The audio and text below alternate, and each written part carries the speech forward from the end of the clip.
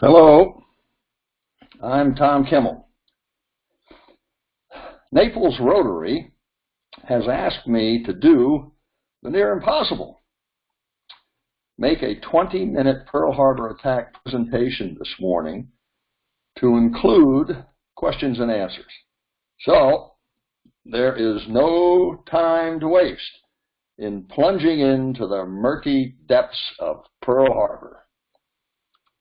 And with the help of my dogs Josie and Lily, here we go.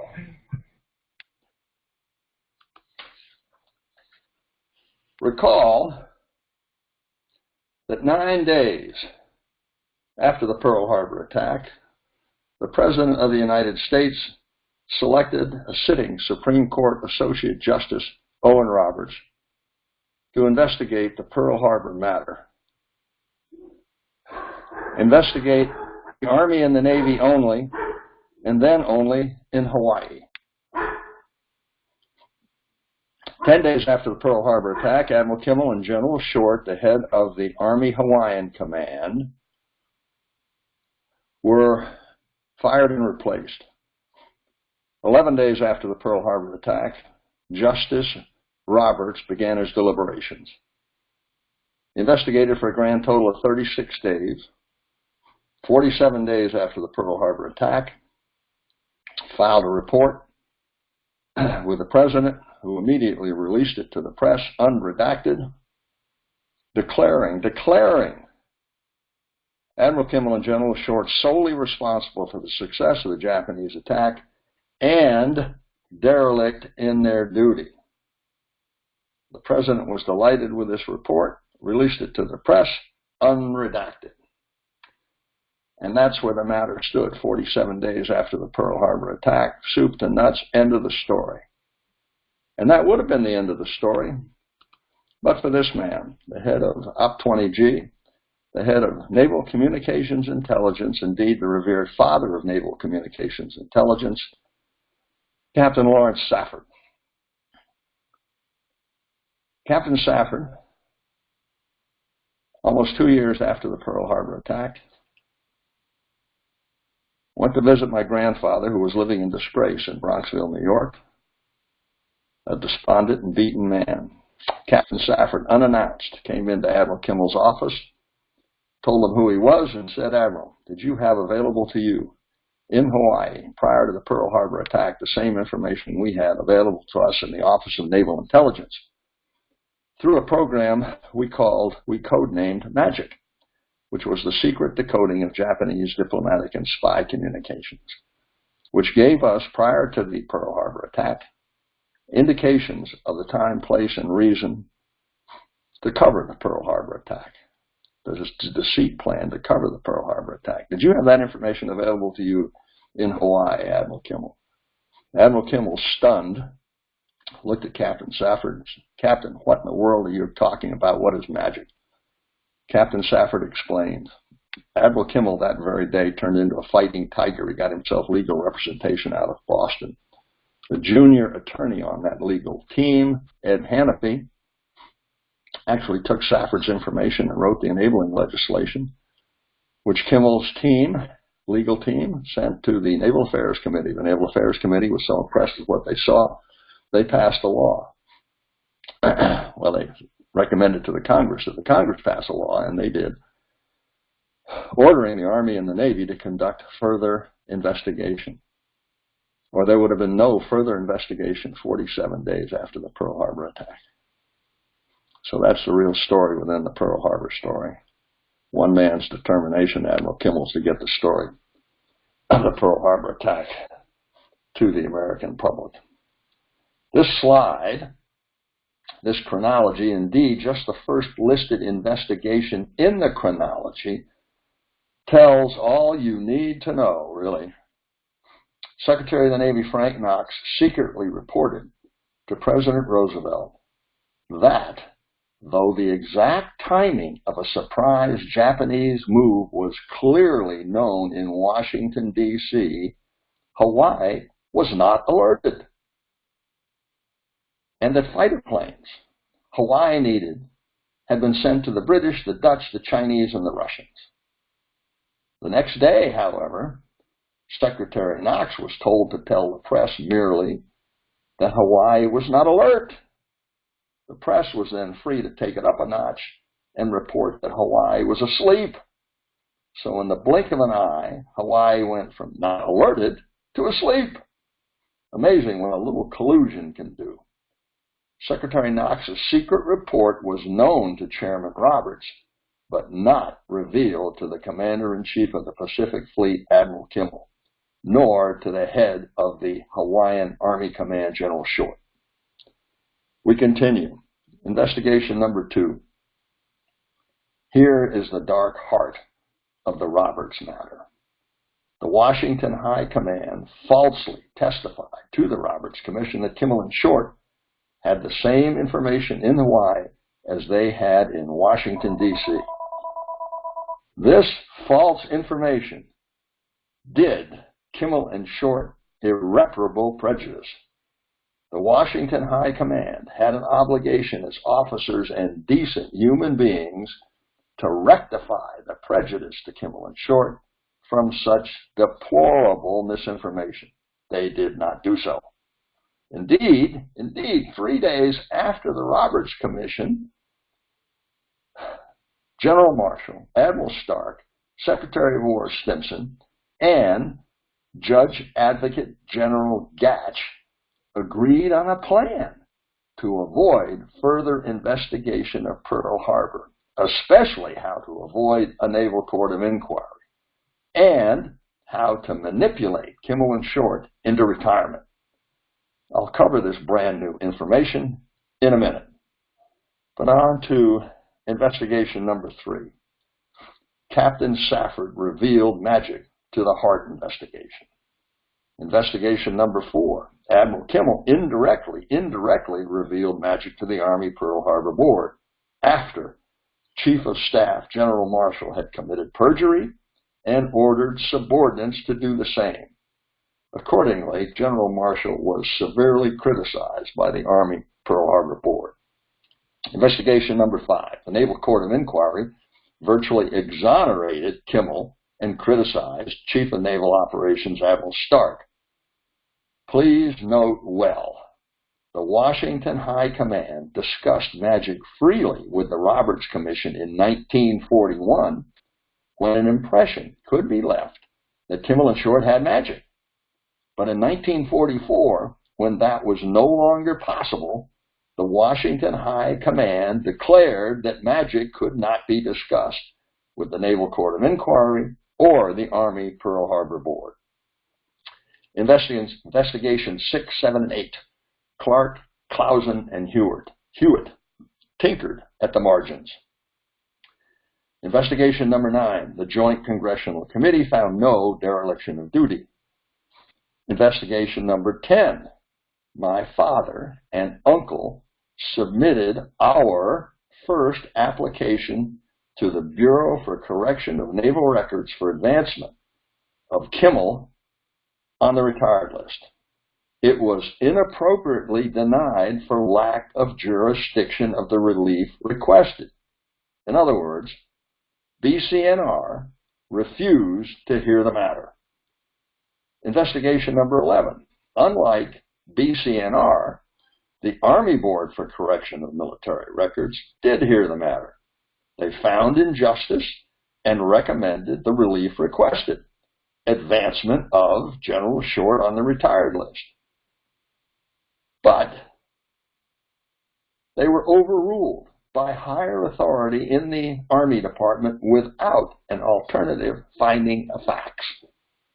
Investigation number 12, the Dorn Report recognized that responsibility for the success of the Japanese attack should be broadly shared, but of course it has not been. Indeed, the Dorn Report did not even identify who else should share in the responsibility for the success of the Japanese attack, even though it was perfectly obvious. Investigation number 13. The Air Force Board for Correction of Military Records heard the matter of cashiered Air Force Major General John Lavelle, found injustice, and recommended the relief requested advancement of General Lavelle on the retired list, as did the Secretary of the Air Force, the Secretary of Defense, and President Obama. But President Obama's nomination to the Senate Armed Services Committee was allowed to lapse. Senator McCain let it lapse the term of the Senate. Investigation number 14. I submitted our family's second application to the Board for Correction of Naval Records, the Bureau for Correction of Naval Records, for advancement of Admiral Kimmel. So why did I do that? Here's why.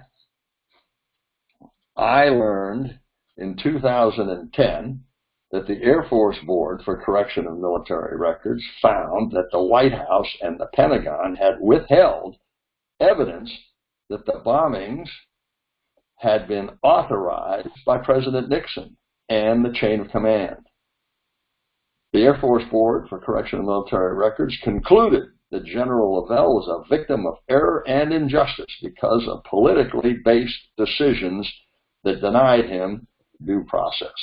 I also found out that our previous BCNR application had been inappropriately denied for lack of jurisdiction of the relief requested 30 years before. Please note in the Lavelle case that the Air Force Board for Correction of Military Records had no authority, that is jurisdiction, to grant the relief requested any more than BCNR did in the Kimmel matter.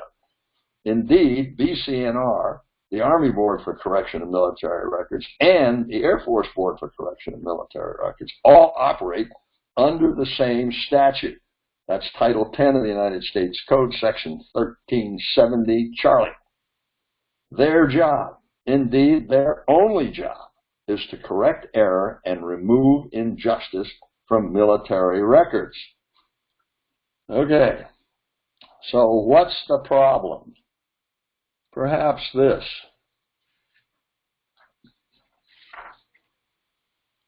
Andrew Robichaud is a United Kingdom historian. So why have the last four presidents chosen not to reinstate the full ranks of Admiral Kimmel and General Short? Especially when in 2000, a U.S. Senate resolution exonerated both men. I think the reason that modern American presidents refuse to see Kimmel reinstated to his original rank is because it's such a stain on American history. You risk reopening the case against the president at the time, FDR. So going back, looking at it again, is dangerous.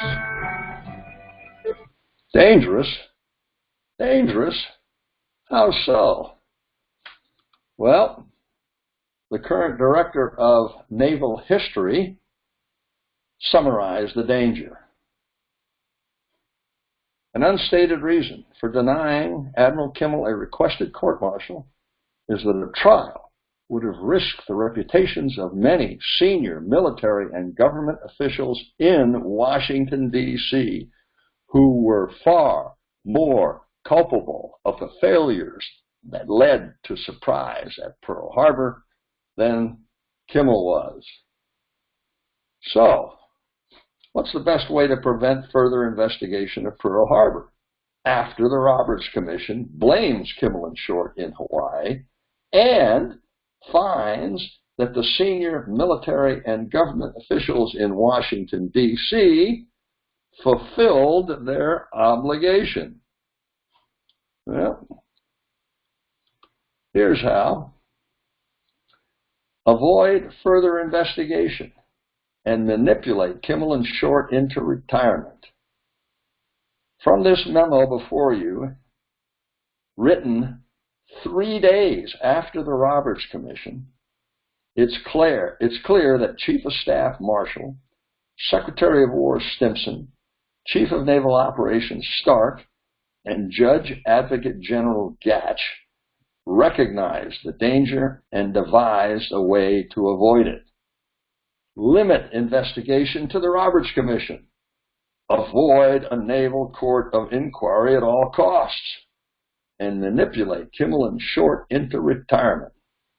Marshall, Stimson, Stark, and Gatch all agreed the Roberts Commission was on a plane above that of the Naval Court of Inquiry, and therefore rendered a Naval Court of Inquiry unnecessary and to be refused if a Naval Court of Inquiry was requested.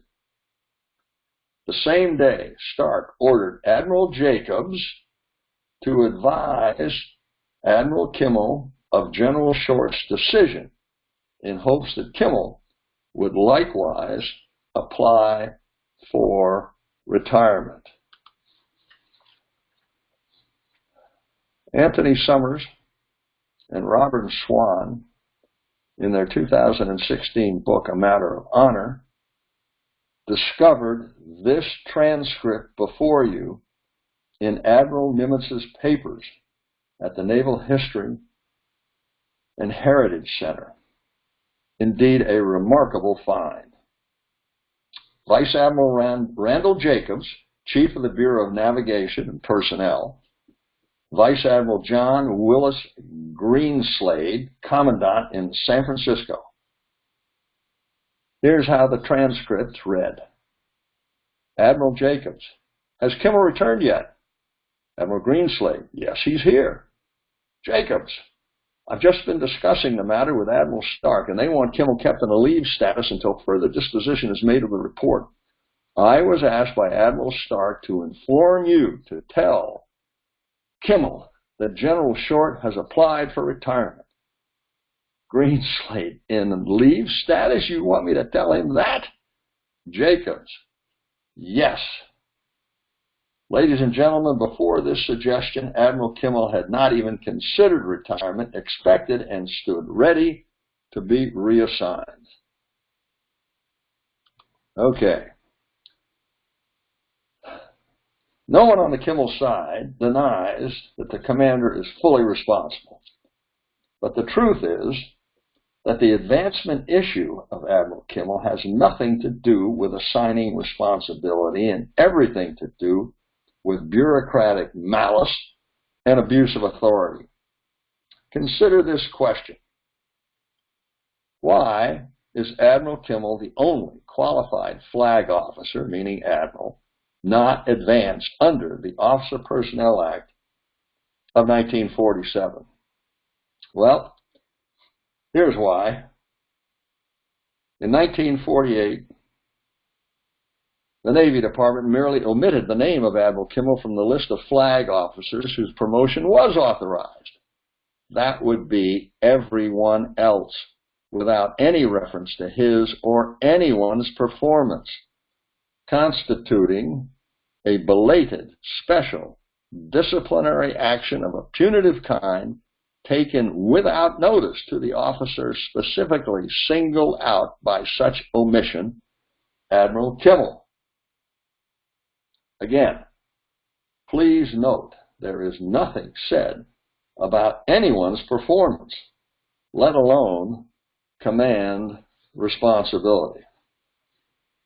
Let me try to drive the point home. Let me try a hypothetical analogy.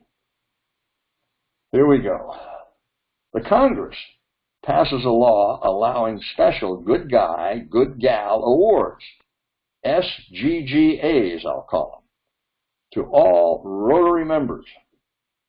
However, Rotary International merely omits the name of John Summerfield from the list of Rotary members whose SGGA award is authorized.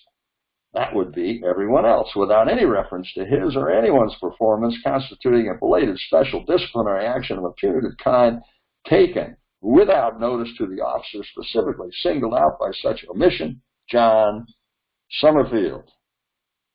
If we can't get John by hook, then we'll get him by crook. You should note that in neither the Kimmel case nor the hypothetical Summerfield case is there anything said about performance, let alone command responsibility. It might also be dangerous to review how the fleet came to be stationed in Hawaii in the first place. On May 7, 1940, Admiral Stark ordered Admiral Richardson to lie and to make a press release the exact opposite of what Admiral Richardson would have done if he had had his way. Admiral Richardson later wrote that this order that he was forced to make made a perfect nitwit out of him. He objected to it to the President of the United States and was fired. Kimmel was affirmatively misled by Stark repeatedly. Consider this. The Chief of Naval Operations and the Chief of Staff wrote a memo recommending to the President of the United States on November 5th, 1941, that war be avoided because the United States was not ready yet, and specifically, the Chief of Staff and the Chief of Naval Operations recommended that the President, that no ultimatum be delivered to Japan. Admiral Stark actually sent a copy of that joint memorandum of November 5th to Admiral Kimmel.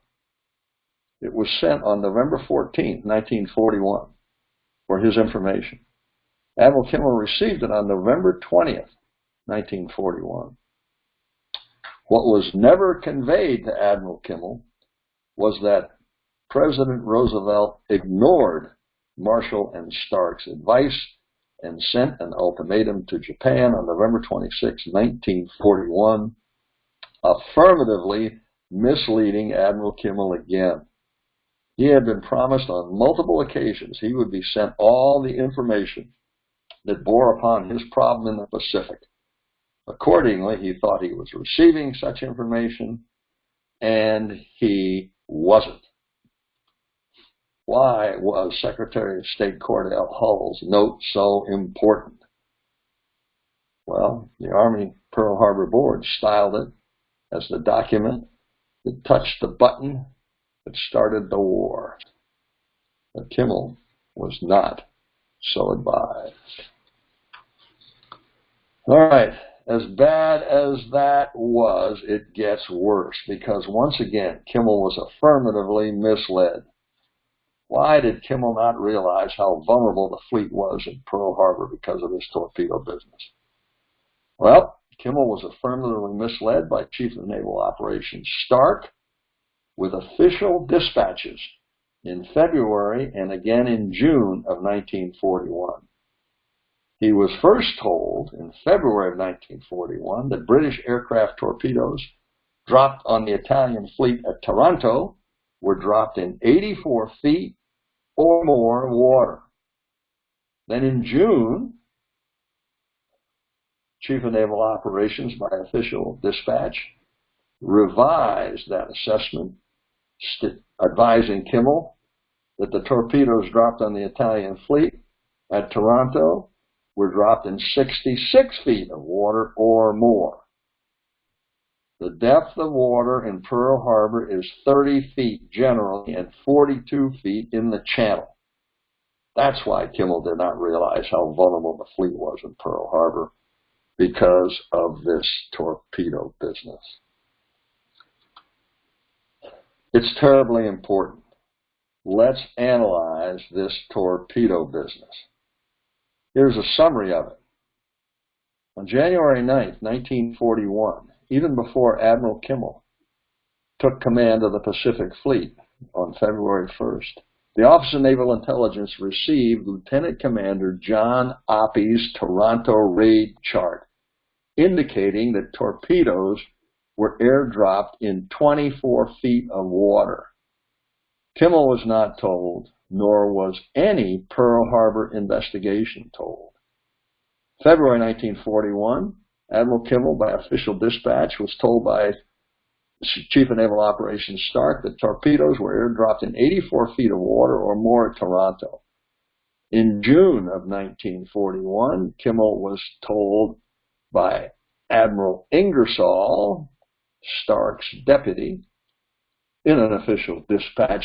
The torpedoes were airdropped at Toronto in 66 feet of water or more.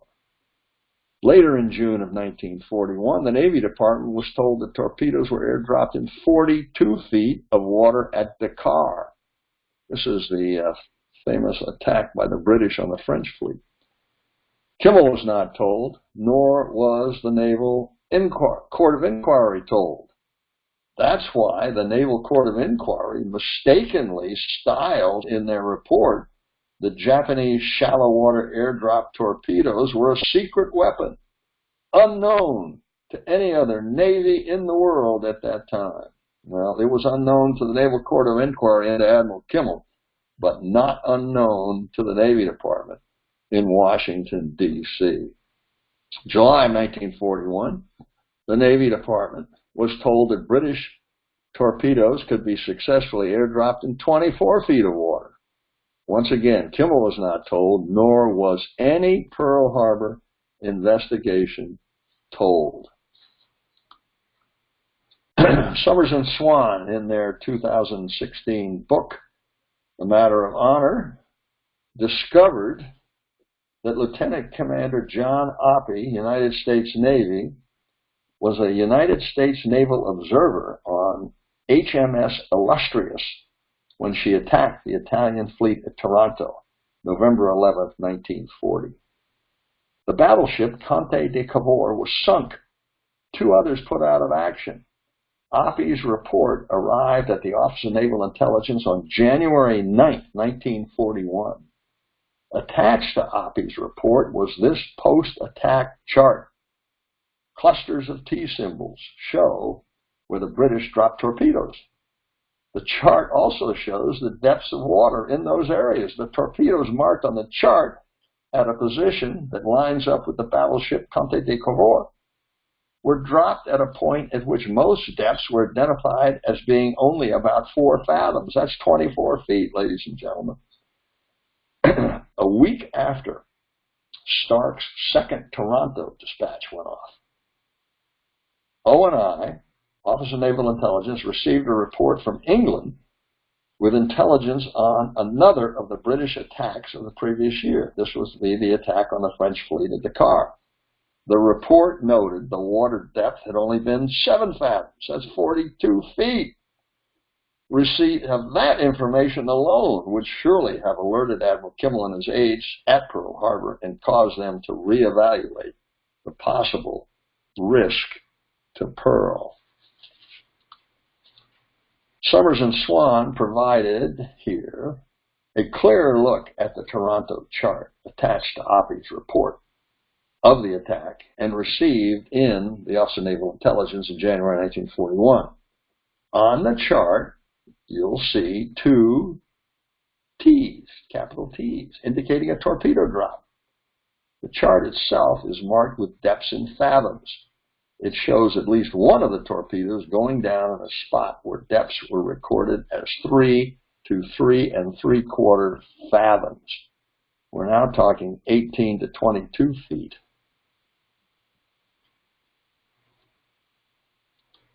All right, recall the actions of President Roosevelt, General Marshall, and Admiral Stark the evening prior to Pearl Harbor, Saturday evening, December 6, 1941, after the President read the 13th part of the 14-part Magic Intercept and declared, "This means war."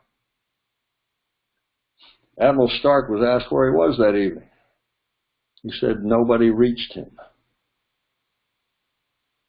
Next day under oath, he was asked the same question. He said he didn't recall where he was Saturday evening prior to the attack.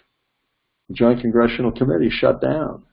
A week later, Admiral Stark's aide, Captain Crick, went to Admiral Stark and said, "Hey, Admiral, you were with me at the National Theater with our wives. We viewed the student prints. We went back to your quarters after the performance, and you received a call from the President of the United States asking you to call back as soon as you could. You left us, went into your library, came out a short time later, and said you'd been discussing the critical situation in the Pacific with the President." Crick was asked how come he could remember that, and Admiral Stark could not. Of course, his response was, you don't forget that sort of thing. Admiral Stark was called back to the stand after all that, but he still held tough and said he couldn't remember where he was that evening. This prompted Congressman Gerhardt at the Joint Congressional Committee to ask Admiral Stark, Admiral Stark, could you have been with General Marshall since he can't remember where he was Saturday evening either? Okay, one of Admiral Stark's aides was Vice Admiral William Smedberg III, Naval Academy, 1926, Superintendent of the Naval Academy, 1956 to 58, Chief of Naval Personnel, 1960-1964, President of the United States Naval Academy Alumni Association, 1965 to 67. This is from his published 1981 Reminiscence. I, Admiral Smedberg, kept a wax cylinder record of everything President Roosevelt said to Admiral Stark.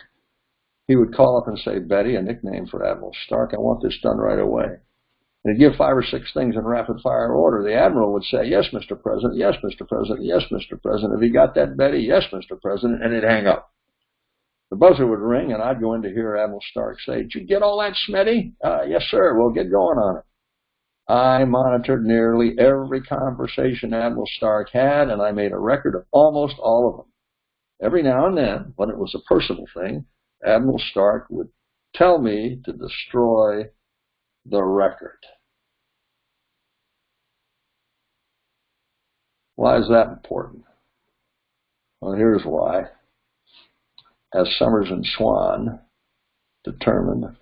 discovered, and reported in their 2016 book, the Naval Court of Inquiry interrogated Admiral Stark under oath extensively. Question number 388 to Admiral Stark was, did you, Admiral Stark, ever keep any record of your conversations with President Roosevelt during the year 1941? Admiral Stark's answer was, no, I did not.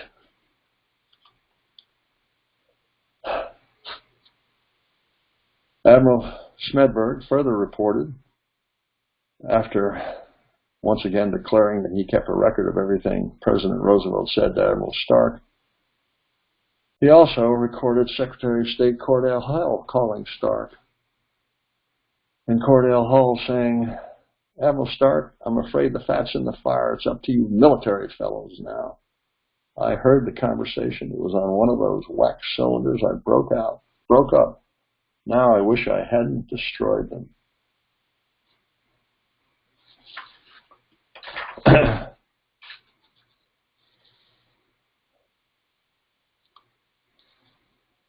On November 27th, Admiral Stark testified that he could not recall having seen Secretary of State Cordell Hull's November 26, 1941 American note or having heard anything about it, and under oath said he hadn't the slightest recollection of that note.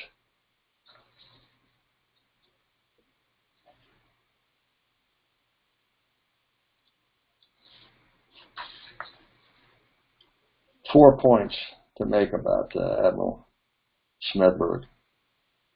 Admiral Hewitt, in his investigation, asked Admiral Smedberg, have you anything further, Captain, to say? Admiral Smedberg said, no, sir.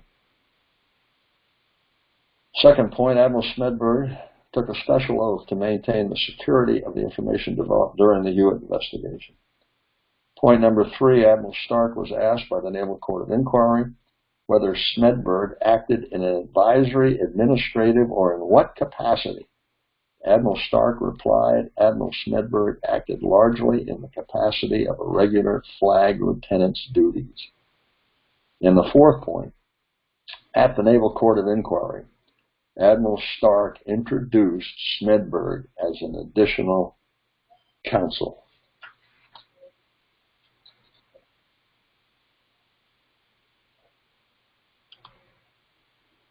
Okay, Admiral. Let's review what you didn't know and when you didn't know it. For a less humorous assessment of Admiral Stark's performance, I turn to former Commander-in-Chief of the Pacific Fleet and former Deputy Chief of Naval Operation, Admiral James Lyons. Stark. You almost think he's working for the other side. You almost think he's working for the other side.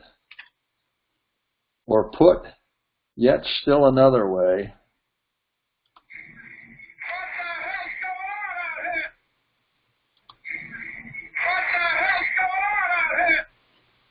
ladies and gentlemen, thank you for your kind attention. I'll take whatever questions you might have now. Thanks again.